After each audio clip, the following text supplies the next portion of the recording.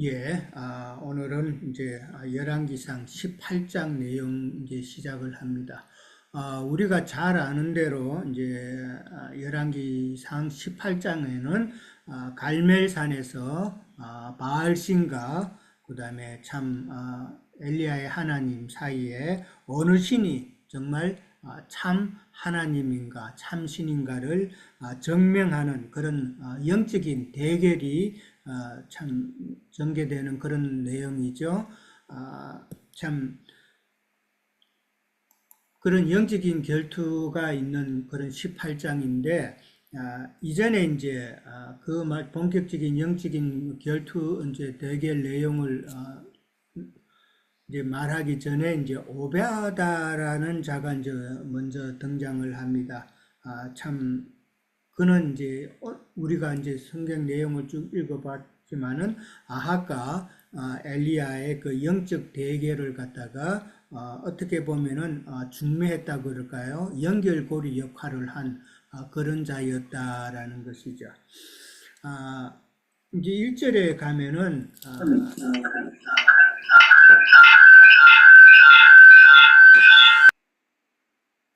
1절에 가면은 많은 날이 지나고 제3년에 하나님께서 엘리야에게 너는 아합에게 이제 보이라 그렇게 말씀을 하십니다. 그러면서 이제는 내가 비를 지면에 내릴 것이다 라고 그렇게 이야기를 하죠. 많은 날이 지났다라고 그랬는데 이 많은 날이 지났다라는 것은 참 17장 1절에 보면은 엘리야가 아합 왕에게 참 가뭄이 있을 것을 이제 선포했었죠. 선포한 이후부터 참 많은 날이 지났다라고 보면 되는데 우리가 아는 대로 누가복음 4장 25절과 야고보서 5장 17절에 보면은 그 가뭄의 기간이 신약에서 나오죠. 총 가뭄의 기간은 3년 6개월이다라고 그렇게 나옵니다.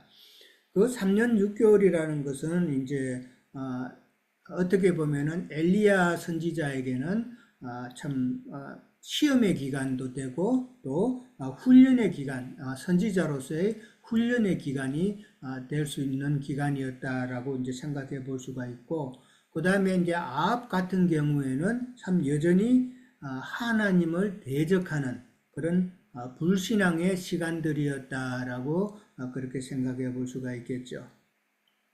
자, 제3년째에 이제 하나님께서 엘리야에게 너는 아합에게 보이라라고 그렇게 말씀을 합니다. 이게 보이라라는 말은 이제 아합을 가서 만나라라는 그런 뜻이죠. 만나다라는 그 그 단어 속에는 증명하다라는 그런 의미가 이제 있습니다. 그러니까 아합에게 보이라라는 그 말 속에는 네가 아합에게 가서 증명을 해라라는 그런 의미가 있다고 이해를 하시면 될 것 같습니다. 근데 그러면은 무엇을 증명할 것이냐? 첫째는 이제 기근과 가뭄이 참 심하게 3년 6개월 동안 이렇게 지금 지속이 되고 있는데 이것은 자연재해로 인한 것이 아니고 하나님께서 내리시는 심판이다라는 것을 지금 알게 하라는, 증명하라는 그런 이야기죠. 이거는 자연재해가 아니라 하나님의 심판이다라는 것을 깨닫게 깨닫게 하라는 것이죠. 그 다음에 이제 이런 가뭄과 기근의 원인은 참 엘리야 선지자가 저주를 해서 그런 것이 아니라 아합 자신의 그 불신앙과 그 다음에 우상 숭배로 인한 것이다라는 것을 지금 깨닫게 하기 위함이다라는 것이죠. 그러니까 어떻게 영적으로 보면은 아합과 같은 그런 불신앙, 우상 숭배의 그런 신앙생활은 참 어떻게 보면은 영적인 기가를 초래할 수밖에 없는 그런 신앙이다라는 것이죠. 그게 오늘 우리가 많이 보잖아요. 많은 사람들이 하나님을 섬긴다고 하면서 예배당에 가고 그렇게 하지만은 그러나 그들이 정말 잘못된 신앙, 우상을 숭배하는 우상 숭배라는 것이 어떤 행상만 우상 숭배는 아니잖아요. 잘못된 신학이나 잘못된 교리나 도덕적인 가르침이나 이런 모든 것이 다 우상 숭배다라는 것이죠. 그런 신앙은 영적인 기가를 초래할 수밖에 없는 그런 신앙이다라는 것을 이야기하고 있다라는 것이죠. 그 다음에 이제 2절에 가면은 이제 사마리아에 특별히 기근이 심하였다라고 그렇게 나오죠.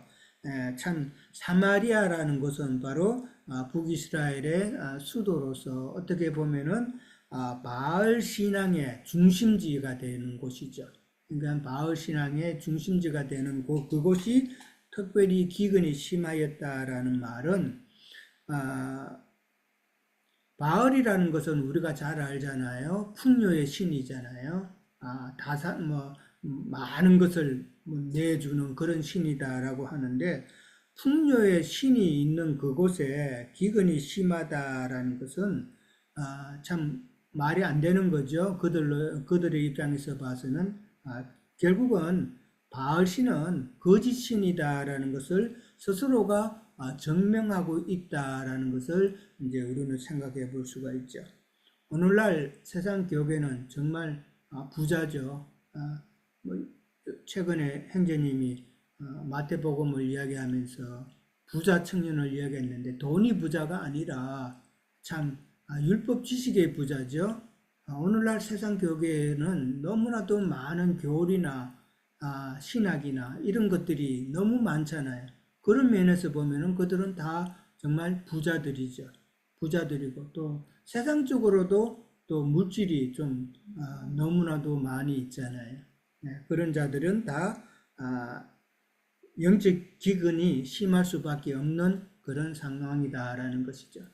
최근에 제가 어떤 뉴스를 보니까 미국에도 지금 예배당 숫자가 많이 줄어든대요. 새로 생기는 것보다도 없어지는 교회가 뭐 한 몇 배는 더 많대요. 아마 한국도 비슷하지 않을까 그렇게 생각이 되는데 영적인 기갈로 인한 사람들이 깨닫지 못하고 또 세상 교회가 너무나도 엉뚱한 짓을 하니까 참 사람들이 신앙을 찾을 수가 없다라는 것을 생각해 보게 되죠.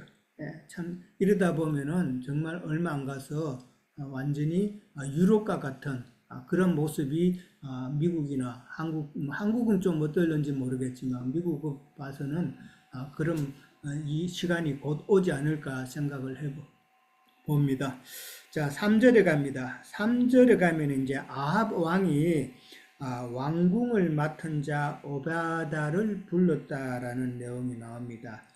왕궁 맡은 자라는 말은 요즘으로 말하자면은 뭐 한 비서실장 정도쯤 되죠. 아주 첩권 중에 첩권이다라고 생각을 하면 될 것 같습니다. 그런데 그는 지극히 하나님을 경외하는 자다라고 그렇게 소개를 합니다. 여기 뭐 그냥 하나님을 경외한다는 그런 표현을 해도 될 텐데 지극히라는 표현이 들어갔습니다. 지극히 하나님을 경외했다라는 말은 어떻게 보면은 그냥 열심으로 하는 그런 의미보다는 체험적인 그런 하나님을 경외하는 삶이 아닌가 그렇게 생각해 볼 수가 있죠. 우리가 하나님을 섬기고 하나님을 경외하는 이런 모습도 그냥 내가 의지적으로 하나님을 경외하려고 하는 것보다도 나와 나의 생활 가운데서 하나님의 말씀을 통해서 체험함으로써 이렇게 체험적인 그런 신앙을 가지는 것이 좀 중요하지 않을까 생각을 또 해봅니다. 자, 그 다음에 이제 오바다는 이름의 뜻이 여호와를 섬긴다라는 그런 의미가 있어요. 근데 여호와를 섬기는데 아주 노예처럼 종처럼 섬긴다는 그런 의미가 있습니다. 그러니까 아주 하나님을 섬길 때 절대적으로 하나님을 섬기는 그런 모습인데 우리가 아는 그 소선지서를 쓴 오바다 선지자하고는 동명이인입니다. 같은 사람이 아니다라는 것을 먼저 이해를 하고요. 그 다음에 이제 4절에 가면은 오바다에 대해서 말하기를 이세벨이 선지자, 그러니까 선지자를 멸한다 그랬는데 여기는 선지학교 학생들이겠죠. 선지학교 학생들을 멸할 때에 오바다라는 사람은 그들을 100명을 이제 가지고라고 그랬는데 100명이나 되는 사람을 이제 죽음의 위험에 처해 있는 그들을 빼돌렸다라고 이해를 하시면 더 낫겠죠. 그들을 빼돌려 가지고 50명씩 굴에 숨기고 거기서 떡과 물을 먹였다라고 그렇게 나옵니다. 참 기근이 심하고 참 그런 상황에서 100명이나 되는 사람을 갖다가 떡과 물을 먹인다. 문자적으로 이해하면은 이게 조금 이해하기가 어렵죠. 정말 너무나 3년 동안에 완전한 기근인데 이 오베다가 뭐 왕궁 맡은 자이기 때문에 돈은 좀 있을런지 몰라도 그 많은 사람을 참 먹이고 그렇게 물질적으로 한다는 건 쉽지 않겠죠. 그러니까 이거는 영적으로 우리가 이해를 해야 된다. 참 여기서 굴이라는 것은 이제 교회를 말하는 것이고 50명씩 그렇게 떡과 물을 먹였다라고 그러는데 50명씩 예수님께서 오병이의 그 이적을 베푸실 때도 50명씩 그렇게 앉히셨죠. 50명씩 앉혀가지고 참 보리떡 5개와 물고기 2마리로 많은 사람들을 배불리 먹게 하셨는데 지금 똑같이 50명씩이라고 그렇게 했는데 그것과 같은 그런 모습이다. 그러니까 여기서 떡과 물을 먹였다라는 것은 생명 양식을 그렇게 먹였다. 그러니까 선지학교 학생들을 빼내서 참 하나님의 말씀으로 양육했다라는 그런 의미로 볼 수 있지 않을까 생각을 해 봅니다. 그 다음에 이제 실제로 이제 이 오바다가 참 이런 일을 한 것은 하나님을 경외했기 때문에 그런데 오바다의 이런 모습을 보면서 묵묵히 하나님을 경외하면서 자기의 신앙을 지키면서 그 다음에 또 하나님의 말씀으로 학생들을 양육하는 그런 모습을 생각해 볼 수 있는데 참 어떻게 보면은 어둠 속에서 아합 왕의 그런 어둠 속에서 빛이 되는 그런 존재다라는 것을 생각해 볼 수가 있죠. 그러면서 이제 5절에 가면은 아합 왕이 오바다에게 이제 이야기를 하죠. 모든 물 근원과 모든 내 시내죠. 물이 있는 곳을 찾으러 가자라고 이제 그렇게 제안을 합니다. 혹시 꼴을 얻을 그런 기대로 이제 먹을 것을 찾기 위해서 그렇게 가는데 그리하면은 말과 노새를 살리리니 짐승을 다 잃지 않을 것이다라고 그렇게 말을 합니다. 그러니까 여기서 이제 아합은 이제 왕이지만은 또 다른 면에서 보면은 오늘날 세상 교계의 목회자를 상징하는 그런 모습으로 우리가 본다면은 참 말과 노새를 살려야 되는 그런 입장. 그러니까 육적 신앙인들이잖아요.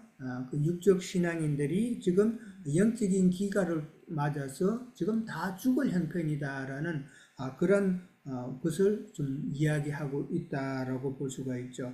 물 근원과 모든 내로 가자라는 말은 생명의 근원을 지금 찾으러 가자라는 그런 이야기인데 진리를 찾고 생명 양식을 찾으러 가자라는 그런 것으로 이해를 해 봅니다.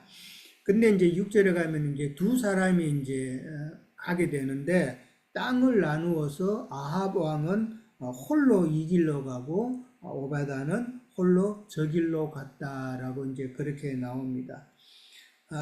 이 길 두 갈래 길이죠.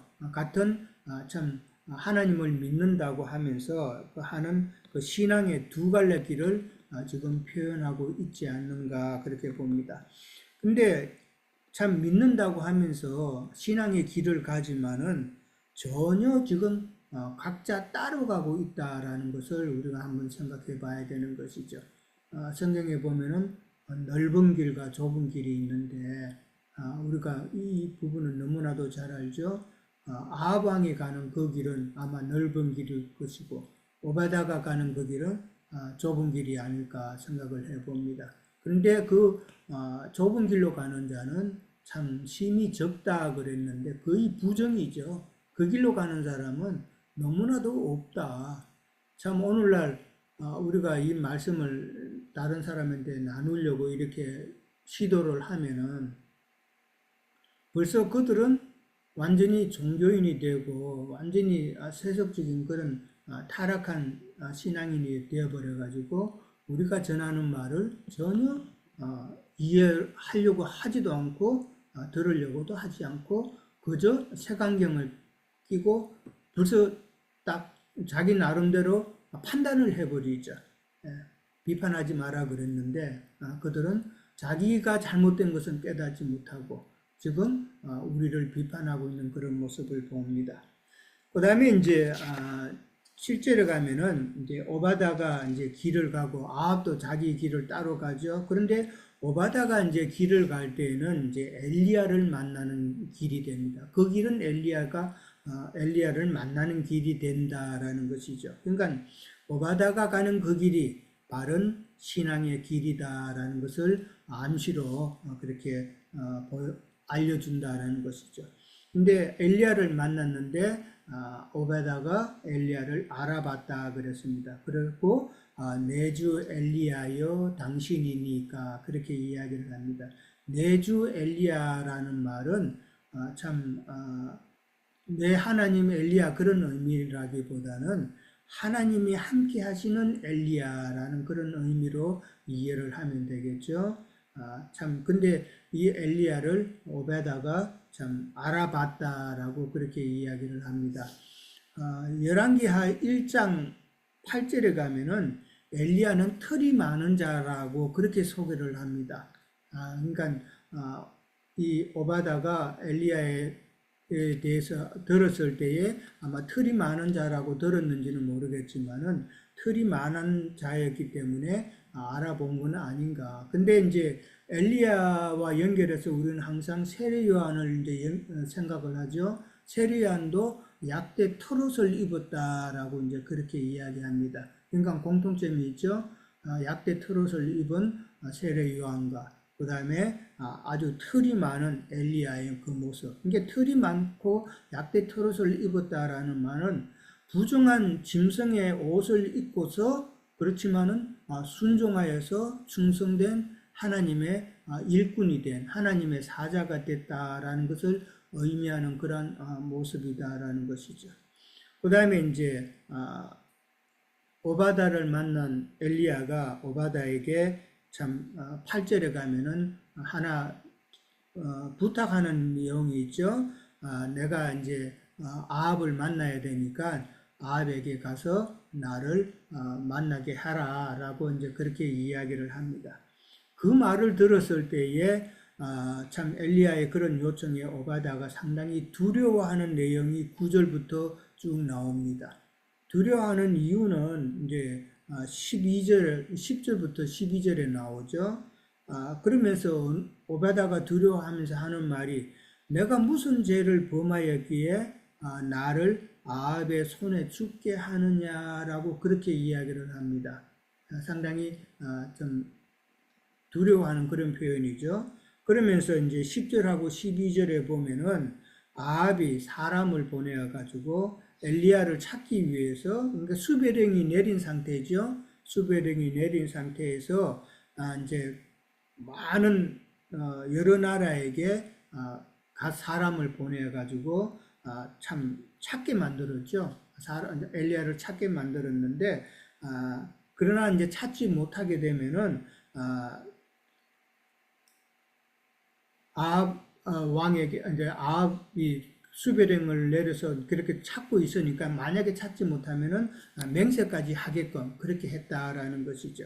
그러니까 아합이 이제 오베다가 아합에게 엘리야가 지금 어디에 있다라고 이제 소개를 하게 되면은 만약에 하나님께서 엘리야 선지자를 또 다른 곳으로 옮기면은 이제 아합에게 오베다는 거짓말한 것이 되어버리니까 자기가 죽을 수도 있다라는 그런 취지죠. 그런 말을 이제 한 것입니다.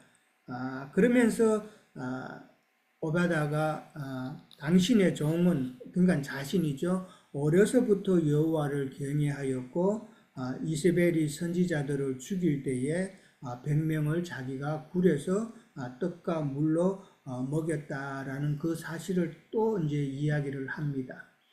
근데 엘리야가 이제 길에서 오바다를 만나가지고 자신이 사실은 직접 아합에게 가도 되죠. 굳이 오바다에게 그렇게 할 필요도 없는데 그렇게 이야기 요청을 한 것은 오바다가 한 일이 있잖아요. 오바다가 한 일을 하나님께서 위로하고 그다음에 원해 주시기 위함이 아닌가 이제 그렇게 생각을 해봅니다. 그러니까 두려워하는 그 오바다가 갈멜산 사건을 통해서 이제 깨달았겠죠. 참 갈멜산 사건에서 이제 자신이 경외한 하나님이 정말 참 하나님이다라는 것을 이제 깨닫게 되면은 좀 더 지금 두려워했던 그런 신앙에서 좀 더 온전한 신앙으로 나가게 되는 그런 과정, 그것이 바로 하나님의 은혜가 아닌가 생각해 볼 수 있다라는 것이죠. 그러면서 이제 15절에 가면은 엘리야는 오바다에게 내가 오늘 아합에게 직접 보일 것이다라고 그렇게 이야기를 합니다. 직접 보인다라는 말은 이제 직접 가겠다라는 것이죠. 그러니까 내가 아합을 직접 가서 만날 것이니까 너는 안심하라라는 그런 의미가 되겠죠. 그러니까 아합 왕이 우상 숭배의 길을 감으로써 모든 백성이 우상 숭배의 길을 같이 따라가게 되죠. 그렇지만은 오바다는 참 아합 왕의 최측근으로 있지만은 그들과 같이 길을 가지 않았다라는 것은 하나님께서 이러한 자를 바로 찾고 원하는 것이 아닌가 생각해 볼 수 있죠. 오늘날 많은 세속교회가 참 다 우상 숭배의 길을 가고 아합의 길로 그렇게 가지만은 그러나 하나님께서는 오바다처럼 하나님의 뜻을 따라서 진리를 추구하고 참 온전한 신앙을 위해서 나가는 그런 신앙인을 찾으신다라는 것으로 이해를 해 봅니다. 자, 저는 여기까지 하도록 하겠습니다. 예, 또 이어서 해 주세요.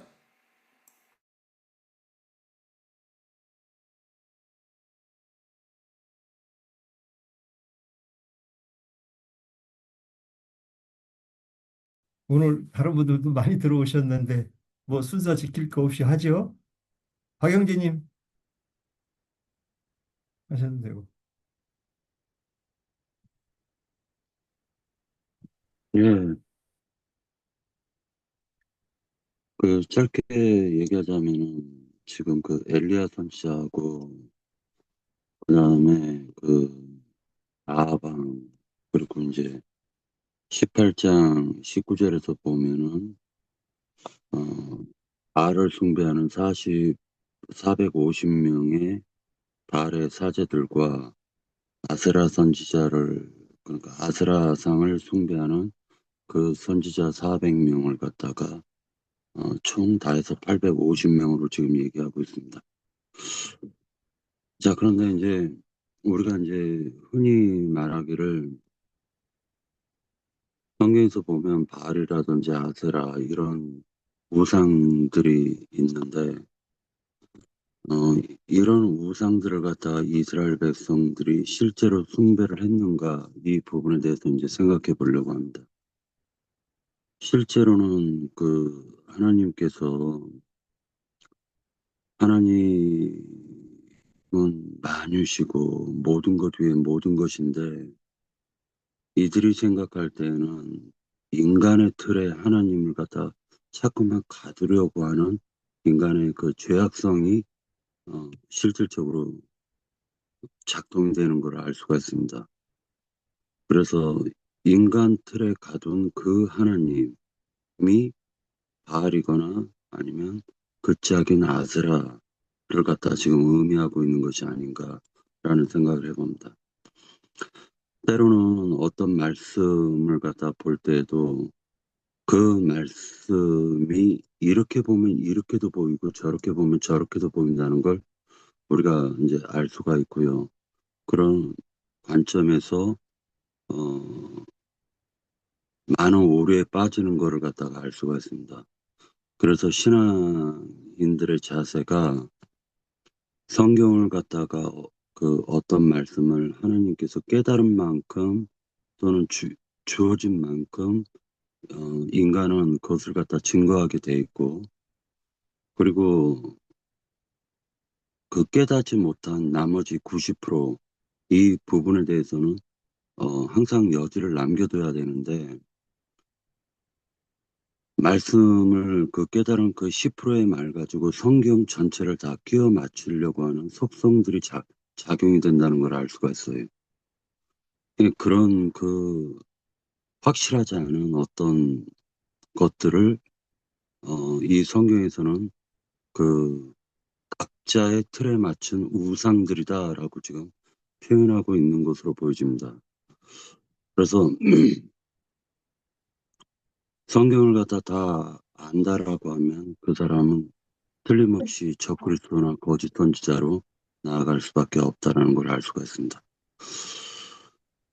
그런 관점에서 이거를 갖다 이제 보다가 이제 그 아합 왕과 왕국 맡은 자 오바댜를 갖다 좀 이제 살펴볼 수가 있는데, 이 오바다라는 이 사람을 갖다가 그러면은 영적으로 어떻게 해석을 해야 되는가, 이 부분에 대해서 좀 생각해 보려고 합니다. 분명히 성경에서 엘리야가 나 외에 그 믿는 자가 자기 자신밖에 없다라고 생각을 했는데, 지금 오바댜 같은 경우는 말하기를 뭐라 얘기를 하냐면은 7절에 보면 오바댜가 길에 있을 때 엘리야가 그를 만난지라 그가 알아보고 엎드려 말하되 내 주 엘리야여 당신이니까라고 하니까 엘리야가 그가 그에게 대답하되 그러하다 가서 네 주에게 말하기를 엘리야가 여기 있다 하라 하니까, 엘리야 입장에서는 오바다를 가르쳐 가지고 너의 주에게 말하라 라고 얘기를 하고 있걸랑요. 그러면은 이 말은 지금 실제로 이 오바다의 주는 아합 왕과 이세벨이 아닌가라는 생각을 해볼 수가 있지 않을까라는 생각을 합니다. 그렇다면 지금 이 오바다가 숨기고 있는 50명씩 100명을 갖다가 50명씩 나눠 가지고 떡과 물을 주었다라는 의미가 무엇일까? 이 부분을 갖다 좀 생각해 보려고 하는데, 13절에 보면 이세벨이 여호와의 선지자들을 죽일 때 내가 여호와의 선지자 중에 100명을 50명씩 굴에 숨기고 떡과 물로 먹인 일이 내 주에게 들리지 아니하였나이까? 라고 했을 때, 이것은 분명히 오바댜가 엘리야에게 자신의 선함을 갖다가 증명하는 말로 표현하고 있다는 걸 알 수가 있습니다. 그런데 이것이 그렇다면 오바댜가 진실되게 하나님을 믿었던 왕국 맡은 자였다면 과연 이런 행동이 하나님을 위해서 했었던 행동일까라는 생각을 해볼 수가 있습니다. 그래서 개인적으로 여러 가지 이제 의문들을 갖게 되었는데, 제 개인적인 생각은, 지금 이것은 예를 들어서 아합 왕이 그 세상의 목사를 의미하고 있다면, 지금 이 오바댜는 부목사 정도로 지금 바라봐야 될 텐데, 이 부목사라는 이 사람이 일부러 그 가운데에 사람들을 자기 쪽으로 빼돌린 것이 아닌가라는 생각도 해볼 수가 있지 않을까라는 생각을 해봅니다. 15절까지만 얘기를 하다 보니까 이 오바댜의 정체를 정확하게는 알 수는 없으나 분명히 성경에서 말하는 그 의도가 오바댜가 그 참된 지금 하나님의 그 선지자들을 감추었던 선한 의도였는가에 대한 개인적인 의심이 좀 들면서 확신을 의심만 갖고 있을 뿐이지 어떤 그 오바댜에 대한 그 정확한 어떤 그 의미를 갖다 아직까지는 찾지 못했습니다. 네, 여기까지입니다. 예, 저도 뭐 같은 생각을 많이 했던 것 같습니다. 예, 열왕기상 18장 15절까지 우리 유영진님 말씀을 나눠주셔서 저도 읽으면서 어, 아합이 이제 이렇게 아합은 뭐 유명하죠. 나봇의 포도원을 뺏은 사람으로 그러니까 주님의 교회를 자기 사적인 용도로 이렇게 에, 뺏은 마귀 사단을 상징한다고 볼 수 있죠. 사단의 앞잡이로 우리가 뭐 그것은 에덴 동산에서 뱀이 와서 에, 여자와 아담을 이렇게 에, 변질시킨 그 하나의 전략이라고 보는데 같은 음, 내용을 이렇게 이제 전개한다 이렇게 보고 있습니다. 그래서 신앙의 원수가 됐죠. 엘리야 이제 선지자하고는 뭐 여기서 보면은 얼마나 뭐 죽이려고 이렇게 어디를 찾아서 했든지 오바댜는 아주 그냥 놀래잖아요. 당신을 있는 곳을 내가 가서 얘기하면은 당연히 자기가 이제 죽는다는 거죠. 그동안 뭐 했냐 얘기도 안 해주고, 뭐 제가 봐도 좀 그럴 것 같아요. 근데 이제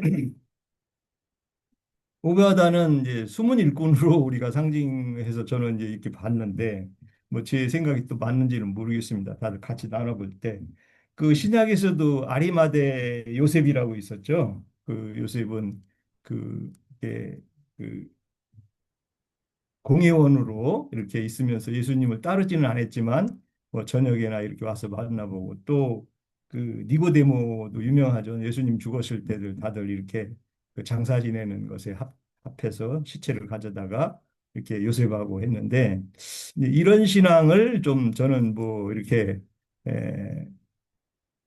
중간지대, 그러니까 뭐 어떤 숨은 일꾼인데 이렇게 적극적으로 어떤 신약에서 얘기하는 이긴 자 반열로 들어가는 사람은 좀 아니지 않겠는가 제 나름대로 이렇게 생각을 해봤어요. 그런 사람들은 좀 여기 자기 목숨을 또 오바댜가 죽을 거를 걱정을 해가지고 이렇게 그 자기 그 일신상회를 추구하는 거 볼 때 어떤 그런 여운이 많이 있습니다. 뭐 어쨌든 또 자기 나름대로 일한 것도 있고 50명씩 이렇게 그 주의 제자들을 이렇게 50명씩 이렇게 에, 그 이세벨이 막 다 죽일 때 이렇게 했다고 하는 것도 보면은 또 나름대로 숨은 일꾼이지 않겠는가 이렇게 봅니다. 그래서 우리가 신앙 여정에서는 보면은 그 우리도 이렇게 우리 카톡 금기름 카톡방에도 보면은 자기를 드러내지 않고 이렇게 늘 계신 분도 계세요. 이렇게 그래서 이렇게 좀 이렇게 내놓고 이렇게 하자고 하면은 뭐 좀 이렇게 담대하게 이렇게 나오지는 또 않으시고 또 그렇다고 우리를 또 특별히 뭐 반대하거나 그런 것도 아니고 뭐 그런 중간지대에 있는 그런 신앙들이 좀 있지 않은가 하는 생각도 들고요. 그래서 이 이제 엘리야를 통해서 그 비를 내리려고 하는 이 장면으로 들어갈 때 우리가 이제 떡을 이렇게 띈다고 하고 오바댜도 이렇게 숨긴 자들에게 떡과 물을 줬다고 그러는데 이 떡과 물은 뭐 우리가 그 신약에 와서는 이제 성찬으로 이걸 뭐 해서 이제 그 주님을 기념하고 그렇게 하는데 저도 뭐 어, 형제회 있을 때 그 고린도전서 그걸 읽으면서 주님의 그 흠없는 그걸 하면서도 저도 참 그때는 뭐 온적으로 굉장히 기뻤던 것 같아요. 아, 자 주님의 몸된 떡 몸과 피를 이렇게 마신다 하는 생각도 들고 그래서 뭐 참 감격하고 그런 적이 있었던 것 같아요. 근데 사실은 그것은 일시적인 어떤 그 누림이지 그게 진리의 말씀으로 오는 그 속사람을 성장시키고 우리가 영적으로 밝음으로 가는 말씀의 진리하고는 좀 결이 다른 것 같죠. 아무리 생각을 해봐도. 그러면 그런 것들은 이제 어떤 영적 어릴 때는 그게 이렇게 분별이 없을 때 이렇게 하지만 정확한 어떤 우리가 그 밝은 빛에 대한 이해를 하다 보면 그런 것이 결국은 진리의 말씀, 주님이 주신 예, 진리의 말씀을 떼고 나누는 걸로 우리가 이해할 때 그거는 하나의 과정으로는 이해를 할 수 있지만 그건 예, 어린 습관이라고 저는 이제 봅니다. 또 바울 사도도 보면은 그 세례를 줬던 것을 나중에 나는 누구누구만 줬지 그게 알고 보니까 뭐 복음을 전하라고 하는 거였지 말씀을 전하고 해서 사람들을 속을 씻으라는 거지 무슨 물로 사람을 정결하게 되겠어요. 물론 육신적인 정결하면 되겠지만은 그 진리의 말씀으로 속 사람이 온전케 되고 성장하는 그런 거하고는 완전히 또 결이 다르니까 우리가 이런 진리 안에서 분별해 보면 어떤 것이 분명하게 우리에게 주님께서 원하는 뜻이 무엇인가를 우리가 그런 과정들을 통해서 이해할 수 있다는 게 참 이해된 자들만이 누리는 기쁨이 되죠.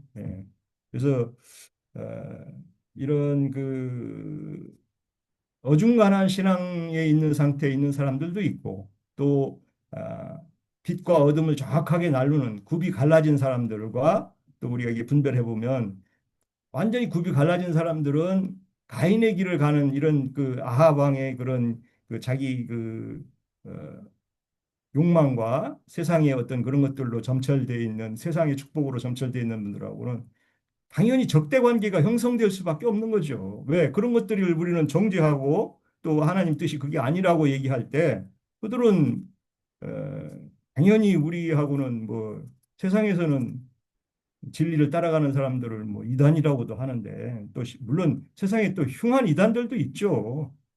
그런데 나사렛 이단이라거나 바울한테도 이단이라고 한 그 내용은 지금 세상에 흉한 이단들 뭐 장길자 집단이나 무슨 저 신천지 또 뭐 JMS 뭐 이런 사람들하고는 사실 조금만 더 들어봐도 우리하고는 결이 다르다는 걸 쉽게 알 수도 있는데도 이제 영적으로 어린 사람들은 그런 것을 참 혹시 뭐 신천지냐 이런 얘기도 저도 많이 들어보기도 했는데 분별이 없어서 그렇다고 이제 우리가 이해할 수 있고 또 진리 안에서 조금만 그 분별을 하게 되면 우리의 나눔이 된다면 이제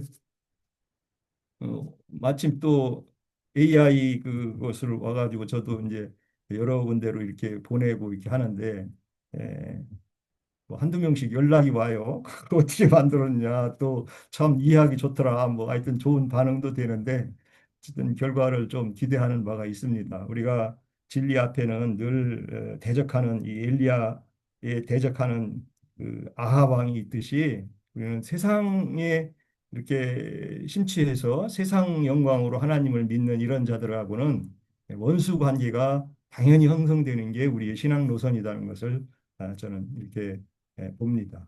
네, 마치겠습니다. 예. 또 연결해 주시죠. 다른 분들도 많이 들어오셨는데.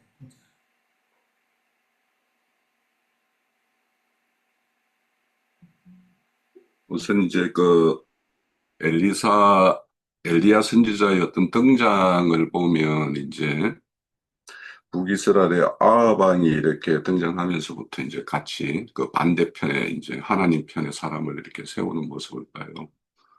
근데 그 하나님의 사람을 이렇게 세우는 과정들이 이제 그 17장에서부터 이제 최정점인 오늘 이제 18장까지 그리고 이제 19장까지 계속 이렇게 엘리야의 어떤 그런 모습을 이렇게 우리가 보여주는데 근데 하나님의 사람이 어떤 선지자를 세우는 과정을 이렇게 보면 개인적으로 하나님의 어떤 신실하심과 그분의 어떤 능력을 직접 체험하는 어떤 그런 과정들이 이제 17장에서부터 계속 이어져요. 그래서 그리 시냇가에서 뭐 까마귀에 의해서 먹이가 공급되는 어떤 그런 이야기라든지 사르밧가부 집의 어떤 그 기름과 뭡니까 그 가루가 이렇게 채워지는 어떤 그런 것들을 이제 경험하면서 사실은 이제 하나님의 어떤 사람으로서 어떤 담대함 하나님의 어떤 능력 체험, 뭐 이런 것들을 통해서 이제 하나님의 어떤 사람으로 이렇게 등장을 하게 되고, 그런 과정이 이제 맞춰졌을 때 이제 전면에 이제 내세워서 이렇게 거짓된 것들과 이렇게 맞서서 싸우게 하는, 그래서 이렇게 갈멜산, 이 영적 전쟁을 이렇게 수행케 하는 이런 모습을 보이는데, 이 모습은 이제 그 예수님이 이 땅에 오셔서 하셨던 일도 똑같아요. 그리고 오늘도 뭐 이렇게 3년째 이렇게 하는데 그거 이제 정확하게 뭐 야고보서에서는 3년 반이라고 뭐 이렇게 언급되는 것은 예수님의 어떤 공생에도 이제 3년 반을 하셨죠. 그러니까 3년 반 동안 예수님도 이렇게 엄밀한 곳에서 이렇게 제자들도 부르고 또 이런 병 고침이나 이런 어떤 귀신 쫓아내는 일이나 이런 걸 엄밀하게 이렇게 수행을 하다가 이제 최종적으로는 이제 예루살렘에 이렇게 공회에 이렇게 들어가서 그들과의 어떤 전쟁을 이렇게 수행하는 것이 이제 결국에는 이제 십자가 어떤 그런 죽으심으로 인해서 오히려 그들의 불의를 이렇게 드러내는 어떤 전쟁으로 임하셨고 최종적으로는 이제 또 여기 뭐 3년째라는 거는 또 예수님의 개인에게 적용한다면 또 죽고 장사되고 부활해서 3년째에 이렇게 3일에 이렇게 일어나는 어떤 그런 것들. 그래서 그렇게 하나님의 어떤 심판이 선고되었다가 이제 그런 심판의 어떤 가뭄이 이제 맞춰지는 어떤 그때에 이렇게 이야기가 이제 그 38장, 28장이죠.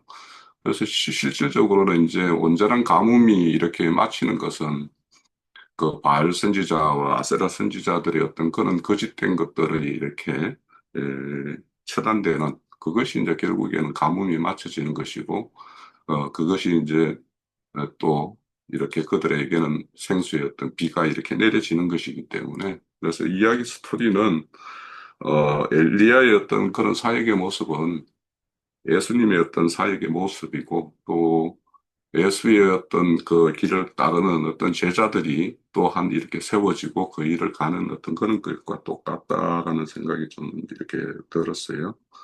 그래서 우리 각자도 하나님의 어떤 그 일을 함에 있어서 하나님의 어떤 그 말씀의 신실하심과 그리고 그분의 어떤 능력을 체험하는 것이 있어야지 그래야지 이게 어디 가서도 담대해지고 이렇게 하는 것이지, 그냥 이론적인 걸로만 이렇게 세워지면 그것은 그냥 이론으로 끝나지 않겠는가. 그래서 우리 각자가 어떤 처소에서 하나님의 어떤 말씀을 경험하고, 그래서 의의 말씀을 경험한 자와 그렇지 못한 자 이런 것들을 우리가 늘 이렇게 구분해서 이렇게 하는데, 결국에는 하나님의 사람으로서 어떤 그 일을 온전히 수행하기 위해서는 각자의 어떤 처소에서 어떤 삶의 현장에서 하나님의 말씀이 이렇게 체험되는 그 정도에 따라서 아마 달라지지 않겠는가 그런 생각을 합니다.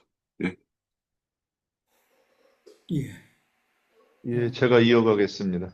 예, 예, 저는 음, 이게 말씀들 보면서 이게 그 17장에 보면 사르밧 과부의 집에 가서 그 이제 그 아들을 살리는 장면 그 이후에 보면 그 사르밧 과부가 그 이제 내가 오늘에야 당신이 그 하나님의 사람이고 하나님의 말씀이 진실한 줄을 알겠나이다. 이 고백이 있어요. 참 그게 예사롭지 않더라고요. 그리고 까마귀가 공급하는 이 떡을 먹던 엘리야, 그 다음에 그래서 이제 또 사르밧 과부의 집에서 그래서 3년이라고 하는 것이 지금 그 사르밧 과부의 집에서 오래 여러 날이 있어가지고 이제 3년이 됐다 이렇게 보여요. 제가 잘 봤나 모르겠어요. 그러면 이제 그 사르밧 과부의 집에서 있는 그 기간을 어디로 볼 것인가? 근데 그 사르밧이라고 하는 것은 당시에 페니키아하고 지금은 이, 거기가 어디야? 하여튼 이방 땅이에요. 그래서 이게 이방 교회를 지금 이방의 시대 교회를 지금 상징하는 거로 이렇게 보여요. 그래서 사르밧 과부의 집에서 있었던 이제 3년이 지난 이후에 그래서 그 사르밧 과부가 그렇게 고백하는 그 장면을 보면 아, 이것이 이방의 교회가 끝나는 시대로 이렇게 저는 언뜻 이렇게 보였어요. 그 다음에 이제 하나님께서 이스라엘 땅에 비를 내린다 그러시면 이제 다시 유대인의 희복하는 시기로 이게 돌아가는 것이 아닐까 이런 생각을 좀 하면서 이렇게 보았습니다. 예, 여기까지입니다. 예. 또 다른 지체분들 계세요? 제가 조금 예. 그 그 오바다는 여호와를 지극히 경외하는 자라고 이렇게 서두에 나왔거든요. 그리고 이세벨이 여호와 선지자들을 멸할 때 오바다가 선지자 100명을 가지고 50명씩 굴에 숨기고 떡과 물을 먹였더라.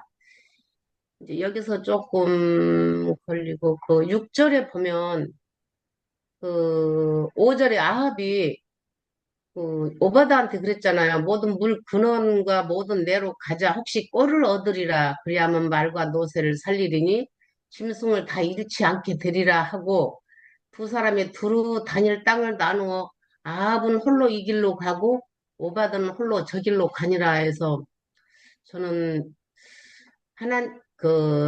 지금까지는 아합을 주로 섬겼는데 길이 다른 거예요.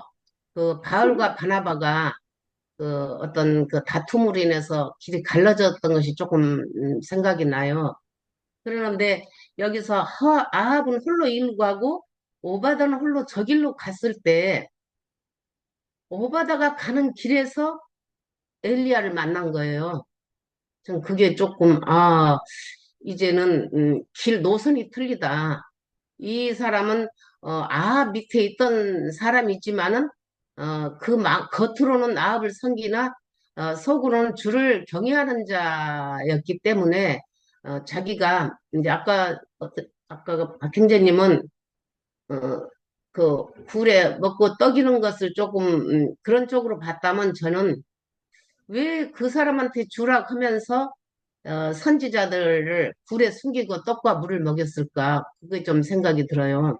떡과 물은 하나님 말씀과 그 말씀에 모든 씻겨가는 그런 물인데 그걸 먹이고 같이 짐승들을 다 잃지 않게 되라고 물 근원을 물 근원과 모든 데로 가자 혹시 껄을 얻으리라 아합이 오바다한테 했는데 오바다는 길이 틀린 거예요.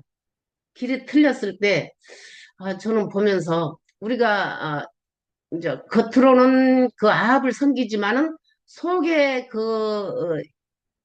속 사람은 하나님을 참 굉장히 경외하고 섬기는 것이 아닌가. 그래서 다 드러내지는 못했지만은 언젠가는 이 길을 같이 하질 못하겠다는 생각을 여전히 품고 있지 않았을까 오바다는.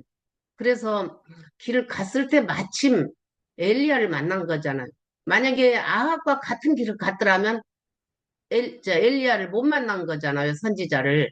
그랬을 때 그 엘리야한테 자기의 그 모든 것을 다 고한 거잖아요. 어떻게 보면 굉장히 의존을 했다고 할까? 지금 내가 이런 상황인데, 어, 이제 겁신하고 두려움 가운데 있는데 엘리야를 만났기 때문에 결국은 엘리야가 그걸 다 떠안고 오바다를 좀, 그 뒤로는 오바다가 이제 안 나오는 거예요. 오바다는 좀 편안해졌고, 그 짐을 엘리야에게 넘겨주지 않았을까. 그런 생각이 들어요. 이제 엘리야하고 아합 싸움이잖아요.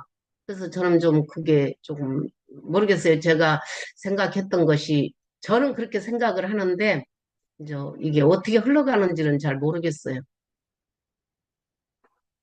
예, 제가 조금만 더, 저도 거기에 한번 보태볼게요. 이미,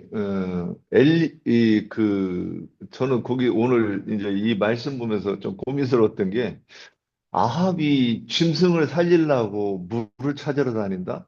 하나님의 말씀을 구하라고, 은혜의 비를 구하려고 했다는 것인가? 이게 이제 거기서 한참 고민했었어요. 그런데 엘리야는 선지자는 안 되잖아요.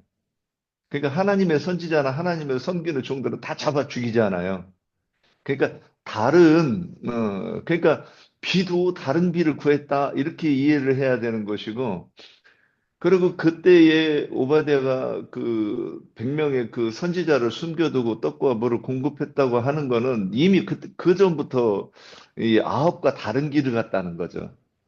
그래서 하나님의 나라 또 그 의를 그는 추구하고 그랬던 그 사람인데 이제 육신적으로 그 표상의 세계에서 그 왕궁의 관리로 이렇게 있었는데 지금 그 이전부터 벌써 또 그렇게 해서 들키면 이미 자기 목숨을 버려야 되는 상황인데 아합과 같은 길을 갔다 그러는 거는 이거는 예, 말이 안 되는 거고 다만 그리고 그가 가다가 이 엘리야를 만났다고 하는 거는 그래서 이게 예수님이 오셨을 때에 항상 그루터기 신앙인들이 있지 않습니까? 그 예수님을 만나가지고 이방인에게까지 전해주는 그런데 이제 여기서 오베다라고 하는 사람은 말이 조금 꼬이는데 그 이스라엘 사람으로서 경건하게 하나님의 그 나라를 기다리던 그 사람들, 그 일꾼들 또는 이 종들이라고 이렇게 보이고 엘리야는 예수 그리스도가 신약 시대에 나타나신 것 같이 임하신 것 같이 이렇게 오바댜를 통해서 이스라엘 백성들에게 에, 나타날 것 또는 전파될 것 이것을 예표하심 아닙니까? 이렇게 보였습니다. 예.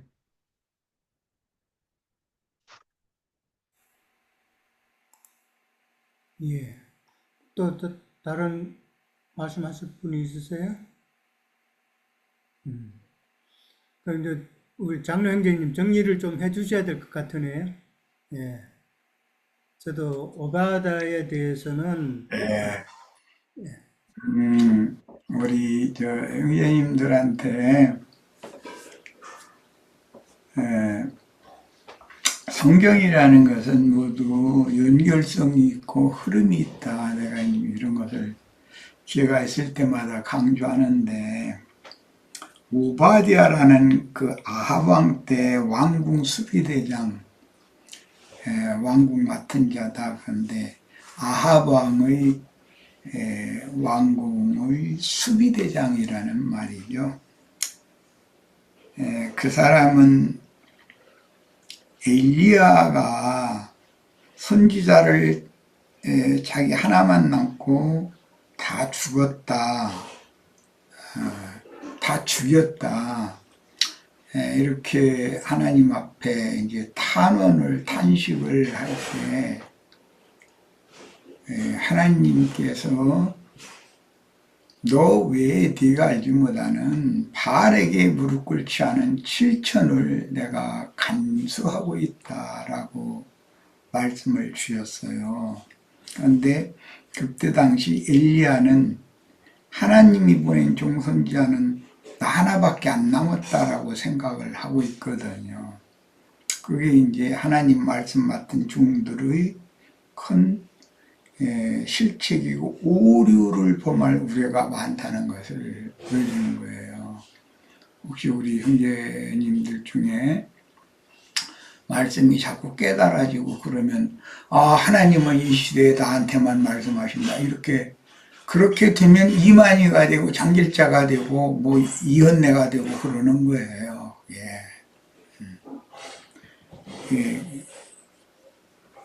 하나님은 여러 처소마다 복음이 전파된 곳마다 교회들을 세우고 교회들마다 장로들을 세워서 인도 직분을 행하게 하시기 때문에 어떤 한 사람이 우주를 다 전 지구상의 모든 교회들을 다 관리 뭐 인도 지도 한다는 게 그건 예수님이 하는 일이고 각 성에 세워진 각각의 교회들에게 장로들과 집사들을 위임해서 집사들과 장로들이 교회를 양육하고 치리하도록 하시는 것은 하나님은 천지 만유의 주지시라는 걸 이제 엄격하게 보여주는 것인데 사람들이 말씀을 좀 빛이 버뜩버뜩 이렇게 임하면 그게 반복되면 착각에 빠져버리는 거예요. 그래서 사람은 독선적이 되기를 좋아하고 지극히 높은 구름 위에 앉아 계신 하나님과 비기기를 좋아해요. 그보다 더 높아지려고 그러죠. 뭐 이제 사실은 나중에 눈 감으면 지금 하나님보다 더 높고 뭐 요즘에 그 말씀 많은 아무개가 뭐 하나님 뭐 까불지 말라겠다나 뭐 나한테 죽는다겠다나 뭐 그런 얘기도 하는데 그러니까 그것은 이제 사람이 착각에 빠지다 보니까 세상 말로 말하자면 헷가닥 가버린 거죠. 그러니까 이제 그런 말까지 하는 거잖아요. 이런 이제 현상은 엘리야라는 사람을 통해서 하나님의 말씀을 맡은 종들이 어떤 오류와 어떤 착각에 빠지기 쉬운가를 경고로 주시는 말씀이잖아요. 그런데 지금 오바댜는 아합 왕 때 엘리야와 같은 시대죠. 아합의 왕궁의 수비대장에 있었어요.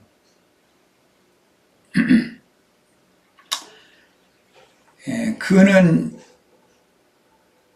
하나님의 선지자 엘리야의 생도들을 아합의 눈을 피해서 잡혀 죽지 않게 하기 위해서 아합 왕의 왕궁을 지킨 수비대장이면서 아합을 위해서 일을 하는 것이 아니라 여호와를 지극히 경외하는 사람이었기 때문에 하나님을 위해서 하나님의 사람들을 감춰주는 거예요. 보존해 주는 거예요. 그리고 그들에게 식물을 공개했다는 거잖아요. 암암리에 불 속에다 갖다가 이렇게 넣어놓고 그 오바댜의 양육을 받는 사람들이 계시록에 나오는 12장에 나오죠. 뱀의 낯을 피하여 여자의 남은 자손들을 위하여 1260일 동안 양육하는 사람들이 나와요. 뱀의 낯을 피하여는 지금 여기서는 이건 표상이니까 엘리야가 사탄의 사자잖아요. 앞잡이잖아요. 엘리야의 눈을 피하여 굴 속에다가 50명씩 이렇게 넣어놓고 엘리야는 자기를 위해서 그 왕궁 수비대장으로서 충성을 다하는 줄로 지금 그렇게 믿고 있잖아요. 그러나 사실은 이 아합의 눈을 피해서지 엘리야의 눈을 피해서가 아니라 아합의 눈을 피해서. 이 엘리야는 오바댜는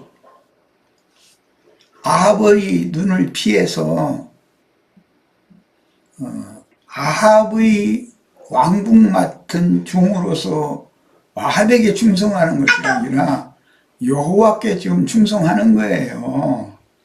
예, 이런 예는 신약 성경에서 밤에 예수를 찾아와서 신앙 상담을 청했던 니고데모나 예수님이 죽은 다음에 아리마대 사람 부자이며 공회원이었던 요셉이라는 사람이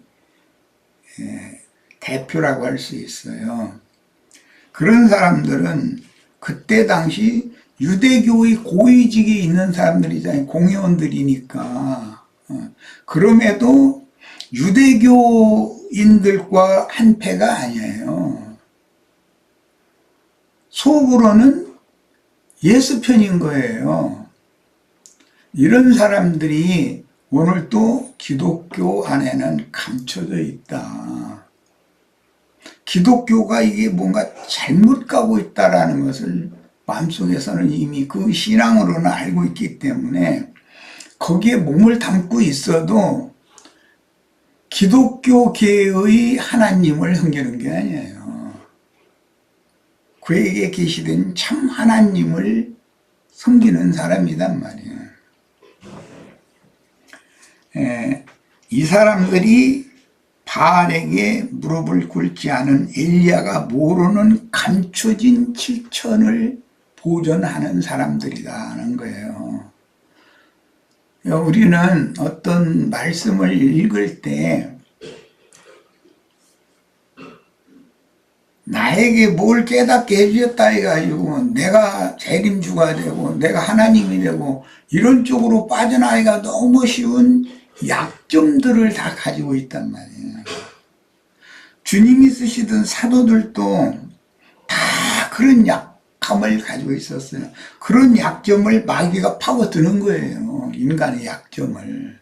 그런데 하나님은 그 가나안 땅의 전쟁사에서 나오는 이야기인데 하나님이 가나안 족속을 씨 자체를 쓸어버리고 말려버릴 수 없어서 조금씩을 놔둔 게 아니에요. 하나님의 말씀을 맡은 종들도 내가 여전히 육체의 연약함을 입고 있다라고 하는 것을 늘 자기 자신을 경계하고 자신을 치는 것을 쳐서 그 영의 인도에 복종하는 것을 이게 이제 길들인다 그러는데 그런 것을 하기 위해서 마귀의 뱀의 머리를 예수님이 깨셨다고 되어 있지 꼬리에서 나중에 머리가 또 7이 나올 거라 꼬리 부분은 살아가지고 또 창세기에서 머리가 역사했던 것처럼 예수님 때 머리 유대교의 장로들 그 머리들을 예수님이 깼지만 뱀이 완전히 죽은 건 아니었다는 거잖아요. 꼬리 부분이 다시 부활하잖아요. 마귀도 부활해가지고 꼬리에서 머리가 7이 나와서 불과 연기와 유황으로 사람들을 다 죽인다 이제 이랬는데 그게 오늘날 어떻게 적용되는지를 알아야 되겠고 이 오바댜라는 사람 나는 혹시 오바댜라는 이름 흔하다고 그러는데 이 사람은 뭐 북이스라엘 아합 왕의 왕궁 같은 사람이었기 때문에 뭐 신학자들이 얘기하는 것처럼 오바댜서를 쓴 오바댜와 다른 오바댜인지 많은 오바댜라는 동명이인들이 있다고 그러니까 그런데 오바댜서를 쓴 그 오바댜와 같이 영이 굉장히 강한 사람이다라는 것을 깨달아요. 이런 아합과 같은 어마어마한 권세를 가진 자가 나타나서 광명천사를 가장해서 어둠이 가장 깊은 때인데, 그때 아합을 섬기는 게 아니라 하나님을, 이스라엘의 하나님을 이렇게 내심으로는 섬기면서, 그는 그 글 문장의 흐름을 보면 엘리야를 존경하잖아요. 엘리야를 잡아다가 뭐 죽이고, 자기가 군사로 50명씩 끌고 가서 이게 엘리야 있는 데를 찾아다니고 그러는데 죽이려고 무슨 벌써 죽였어요. 그 사람이 무슨 엘리야가 산꼭대기 있는데 무슨 그 산으로 올라가는 데가 뭐 경사가 뭐 70도 80도로 경사가 져가지고 못 올라가서 못 잡은 게 아니에요. 그냥 쫓아가서 하는 채 하다가 아합의 눈을 속이기 위해서 계속 그렇게 했던 거잖아요. 사실은 엘리야를 박해하는 그 아합의 편에 쓰고 싶지가 않았던 사람인 거예요. 모든 그 정황을 보면. 예. 그러니까 이제 엘리야는 나중에 하나님께서 진실로 하나님을 섬기는 종들을 숨겨두고 계시구나. 바알에게 무릎 꿇지 않은 7천을 감수하신다는 말씀이 이런 뜻이었었구나라는 걸 엘리야가 하나님의 종인데 그걸 못 깨달을 리가 없죠. 그걸 못 깨달으면 선지자도 아니죠. 얼마든지 그럴 수가 있어요. 그러니까 우리들은 이제 성경을 이해할 때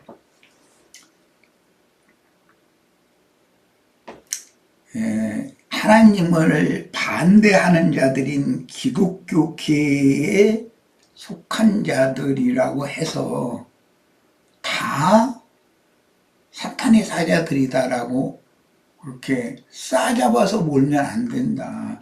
그 중에 우리는 하나님 편의 승자들, 뭐 예수님의 그 장례를 위해서 향품을 준비하는 이제 그 아리마대 요셉이 이렇게 소개가 됐는데, 그런